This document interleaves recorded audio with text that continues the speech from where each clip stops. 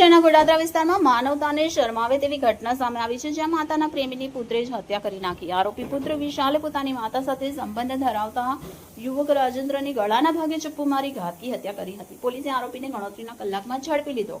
પોલીસની પ્રાથમિક તપાસમાં જાણવા મળ્યું કે 43 વર્ષીય મહિલાની મિત્રતા રાજેન્દ્ર નામના યુવક સાથે હતી। આ સંબંધ પુત્ર વિશાલને કંટાળાજનક લાગતા તેણે આ હત્યાને અંજામ આપ્યો હોવાનું સ્વીકાર્યું છે અને હત્યા બાદ પુત્ર વિશાલની માતાએ પોલીસને ભ્રમમાં મૂકી આપવાનો પ્રયાસ કર્યો હતો।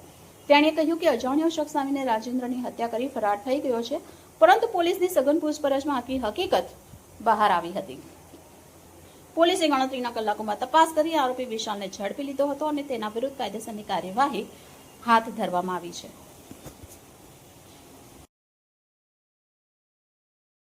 ગોડાદરા પોલીસ સ્ટેશન વિસ્તારમાં પરમ દિવસ રાતના એક હત્યાનો બનાવ બન્યો હતો। આ ઘટનામાં હકીકત એ મુજબ હતી કે એક વ્યક્તિ જેનું નામ રાજેન્દ્ર ધરમ કરીને છે, એણે પોતે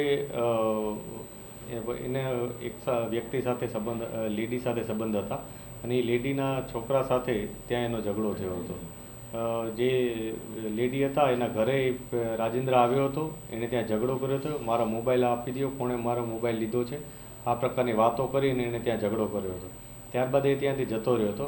આ ઝઘડાની અદાવત રાખી અને જે લેડી છે એમના પુત્ર વિશાલ ભદાણે એણે ત્યાં થોડાક આગળ જઈ અને આને આડો આંતરી અને એને ચપ્પુનું ઘા મારી અને હત્યા નિપજાવી હતી।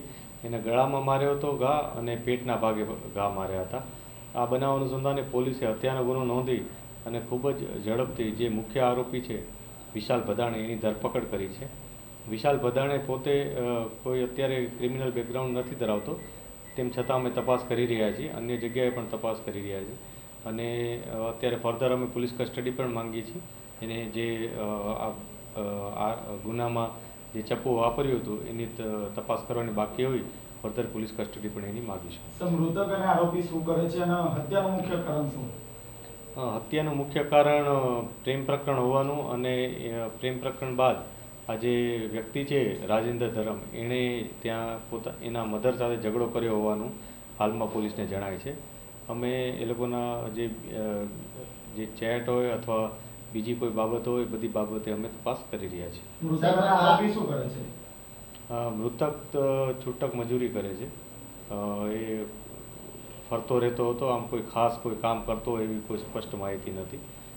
અને જે આરોપી છે એ પણ યંગ છે એકદમ, એ પણ ખાતામાં કોઈ જગ્યાએ કામ કરતો હોવાની માહિતી પોલીસને મળેલ છે। હત્યા બાદ એની માતાએ અને પુત્રના જે વાત છુપાવવાની કરી હતી, પોલીસને પણ ગુમરાહ કર્યા હતા। પ્રાથમિક દ્રષ્ટિએ પોલીસે જ્યારે પૂછપરછ કરી હતી ત્યારે જેનું હત્યા થઈ છે એની સાથે જેનો સંબંધ હતો એ લેડીએ શરૂઆતમાં પોલીસને કોઈ વસ્તુ જણાવી ન હતી અને પોલીસને ગુમરાહ કરવાની કોશિશ કરી હતી અથવા સ્પષ્ટ રીતના જણાવતા ન હતા, એ બાબતની હકીકત સામે આવી। પરંતુ પોલીસે આસપાસના લોકોની પૂછપરછ કરી, એ લોકો વચ્ચેનો જે સંબંધ છે એની જાણ જ્યારે કરી ત્યારે એ લોકોએ સ્પષ્ટ પોતાની વિગત જણાવી દીધી હતી અને જે આરોપી છે એણે પણ સ્વીકારી લીધું હતું કે આ હત્યા એણે કરી છે।